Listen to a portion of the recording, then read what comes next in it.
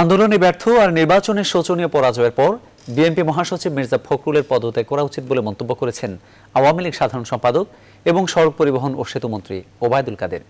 একই সঙ্গে জাতীয় সংসদ নির্বাচনের গ্রহণযোগ্যতা নিয়ে টিআইবি যে প্রশ্ন তুলেছে তার জবাব জনগণ দেবে বলেও মন্তব্য করেন তিনি। বিস্তারিত জানাচ্ছেন আফরিন আনোয়ার। বুধবার সকাল থেকে দ্বিতীয় দিনের মতো একাদশ জাতীয় সংসদের সংরক্ষিত 50টি নারী আসন নির্ধারণের ধারাবাহিকতায় মনোনয়ন ফর্ম বিক্রি ও জমাদান কার্যক্রম চলে। সাধারণ প্রার্থীদের পাশাপাশি এদিন দেখা যায় বিভিন্ন পেশার তারকাদের। তবে ক্ষমতাসীন এই দলের সাধারণ সম্পাদক জানালেন, অগ্রাধিকার পাবে দলের দুঃসময়ের ত্যাগী নেতারা। সম্ভাবনা আছে তারকা মুখের। বিভিন্ন পেশা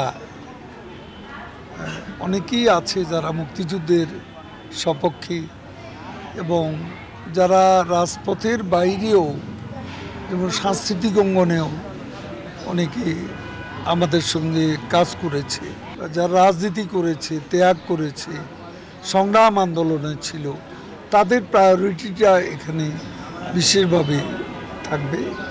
পরে 23 বঙ্গবন্ধু এভিনিউয়ে যুবলীগের এক বর্ধিত সভায় ওবায়দুল কাদের প্রশ্ন তোলেন বিএনপি মহাসচিবের যোগ্যতা নিয়েও।